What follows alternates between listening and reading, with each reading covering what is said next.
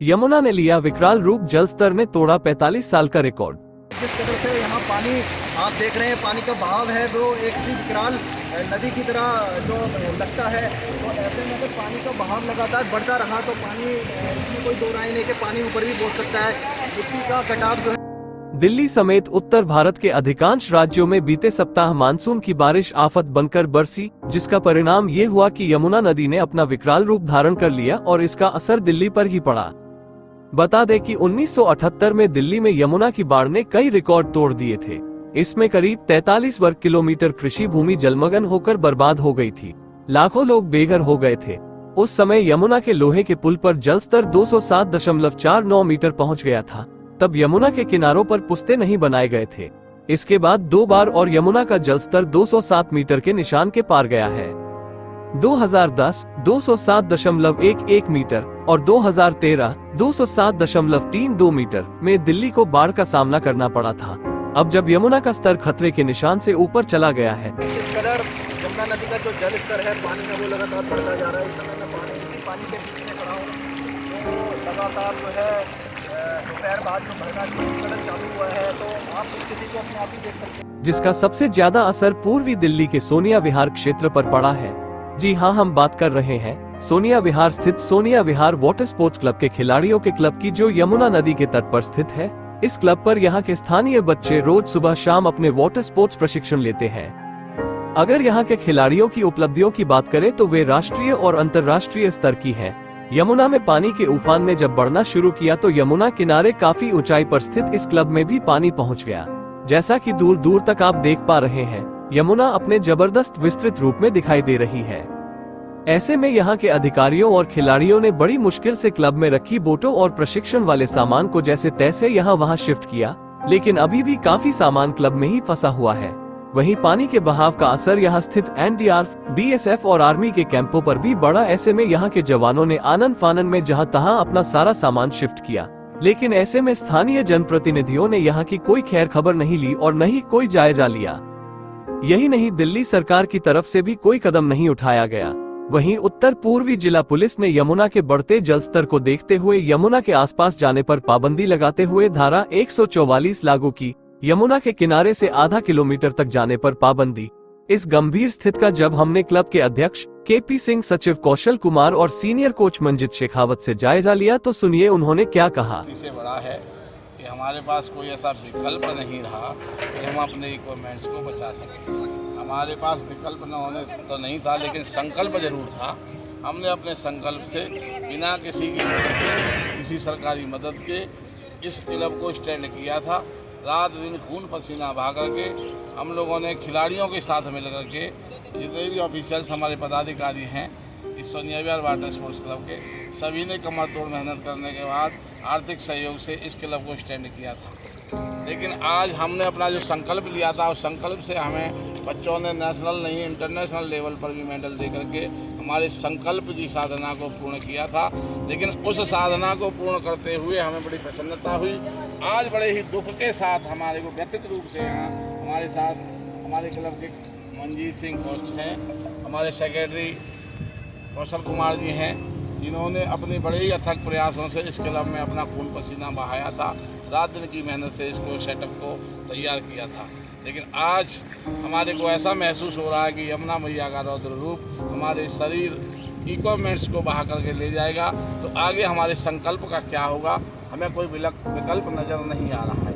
तो मैं दिल्ली सरकार और भारत सरकार से यही अनुरोध करूंगा कि हमारे संकल्प को बनाए रखने के लिए आज नहीं तो कल इस क्लब की तरफ ध्यान दें और हमें अपना सहयोग दें, ताकि हम अच्छे से अच्छे खिलाड़ियों को यहाँ से निकाल सकें और भारत का नाम रोशन करें। बड़े सोचने वाली स्थिति है कि आज यमुना का जो जल स्तर है वो काफ़ी बढ़ चुका है। इस तरह का जो जल स्तर और बाढ़ की स्थिति 1978 में आई थी, जब जल स्तर 4.9 से बढ़ गया था, जो उससे भी ज़्यादा आज के दिन है, जिसे 5.5 यमुना का जो जल स्तर है आज के दिन है, वो जो लगातार बढ़ता जा रहा है, जैसे कि आप देख रहे हैं। और रेस्क्यू बोट्स भी यहाँ पर प्रोवाइड कराई गई हैं, लेकिन उनको चलने की यहाँ पर जगह नहीं होगी। फ्लो इतना तेज़ है पानी का कि वो ठहर ही नहीं पा रही हैं। अगर वो बोट्स पानी में ले भी जाते हैं तो वो यमुना वाला जो ब्रिज है, जहाँ से पानी क्रॉस करता है आगे जाता है नई दिल्ली की तरफ, तो वहाँ से वो बह सकती है। जैसे कि आप ये देख रहे हैं कि ये एक चिनार कंपनी का ड्रेजर है जो रेत की ड्रेजिंग करने के लिए यमुना में लाया गया था 2 साल पहले, जो पिछले 2 साल से यहीं खड़ा था। लेकिन इतना भारी रेल के इंजन की तरह जो भारी जो ड्रेजर है, ये दिखाएं जरा इसका वीडियो, वो भी इस पानी के दोपहर बाद से जो यमुना का जलस्तर है वो इस कदर बढ़ रहा है कि हमारे जो क्लब के बराबर से जो यमुना नदी है, आप देख सकते हैं कि पूरा जो यमुना का पार्ट है वो दूर से हट के वो यहाँ पर आगे यमुना जो नदी है वो यहाँ पर बह रही है। यमुना देखने में तो बड़ी सुंदर लगती है, लेकिन जब वो विकराल रूप धारण कर लेती हैं तो वो मनुष्य जाति के लिए या मानव के लिए खतरा भी बन जाती है। हालांकि ये जो विकराल रूप है यमुना का कई सालों में है, बताते हैं 19 के दौर के अंदर पहले कभी ये हुआ था, 47-48 साल बाद ये सिचुएशन आई है। इस सिचुएशन को गवर्नमेंट, दिल्ली गवर्नमेंट, भारत सरकार इसको संभाल सकती थी, बचा सकती थी, और मेरे बताने की ज़रूरत नहीं है, इसमें काफ़ी चीज़ें हो सकती थी, क्योंकि हरियाणा से यहाँ तक वजीराबाद तक कोई भी बैराज नहीं है। वहाँ बीच में बैराज बनाए जा सकते थे, पानी को रोका जा सकता था, जो ये ओवरफ्लो हो रहा है इसको आराम से निकाला जा सकता था। लेकिन खैर ये गवर्नमेंट की बात है, गवर्नमेंट अपने तरीके से काम करती है, और उसका हम देखते भी हैं कि कभी बाढ़ आती है तो ऐसे बाढ़ आती है कि सब कुछ बहा जाती है, और जब पानी नहीं होता तो इतना सूखा पड़ता है कि हमारे बच्चे यमुना में वाटर स्पोर्ट्स की जगह वॉलीबॉल खेलते हैं। तो दूसरी बात यहाँ पर आती है क्लब की। तो सोनिया विहार वाटर स्पोर्ट्स क्लब जो सोसाइटी हमारी पूरी बनी है, सभी मेंबर्स और जो हमारे खिलाड़ी हैं, सभी की खून पसीने की जो मेहनत है जिसकी वजह से क्लब बना। लेकिन मेरे को थोड़ी सी यहाँ पर कहते हुए शर्म भी आती है कि जहाँ हम दिल्ली को और भारत को इतने मेडल देते हैं, उन्होंने एक भी बार ये नहीं सोचा कि ये क्लब यमुना के इतने किनारे है, इसको कैसे हम चारों तरफ टेपिंग, पत्थरों की टेपिंग के द्वारा बचा सकते हैं। ये जो यमुना बची है, जो हमारा कटाव बचा है, इसका भी कारण यही है कि 2019 में कपिल मिश्रा जी जब मिनिस्टर थे, उन्होंने यहाँ पर चारों तरफ ये पत्थरों की टेपिंग कराई थी, और जिस वजह से ये पत्थर जो है कटे नहीं और ये बच गए हम। अगर ये पत्थर भी नहीं होते तो सारा क्लब, अभी तक जितने भी क्लब्स हैं सब कट के, ये सारी यमुना का जो आप रुख देख रहे हैं, ये यमुना पहले सीधी जाती थी, आज आप देखिए ये लेफ़्ट की तरफ कट गई है सीधा। इसी से सीधा हम देख सकते हैं कि यमुना का जो रुख है, जो सीधा ना जाके अब ये लेफ़्ट से कटता हुआ आ रहा है, तो इतना रुद्र रूप हो चुका है। अगर ये दोनों तरफ पत्थर होते तो आज ये सिचुएशन नहीं होती। खैर ये गवर्नमेंट के काम है, वो गवर्नमेंट को देखने चाहिए।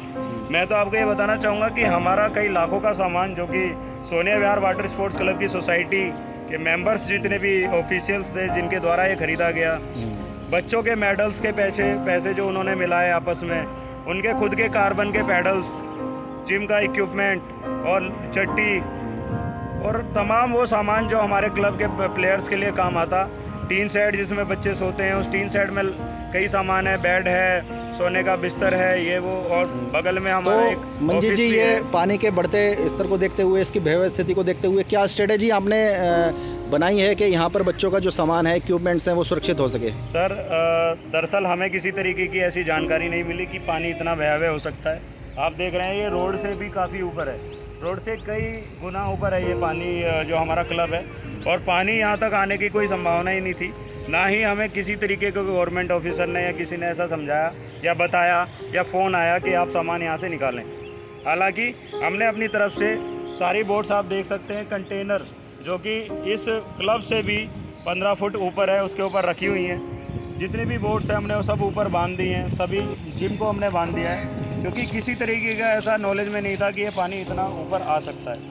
अब जो ये सिचुएशन बन गई है कि चारों तरफ इसके पानी हो चुका है, चारों तरफ ये पानी से लबालब है जो वाटर स्पोर्ट्स क्लब है।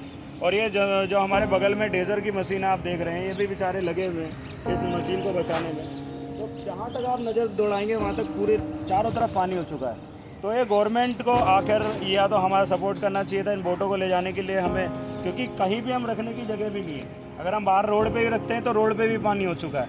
तो बोटों को सेफ़ रखने के लिए अब जल बोर्ड से बात करी, उन्होंने भी हमें मना कर दिया कि हम अपने सीनियर्स से बात करेंगे, हम आपको जगह नहीं दे सकते। तो अब हमारे लिए कोई विकल्प नहीं बचा, तो हमने अब क्लब के जो हमारे कंटेनर थे उनके ऊपर ही रख दिया है। लेकिन चारों तरफ पानी है, ये मट्टी कट रही है, मट्टी के अलावा कुछ है नहीं। पत्थर से इसको बचा सकते थे लेकिन पत्थर नहीं डले। तो अब हमारा जो क्लब है ये यमुना मैया के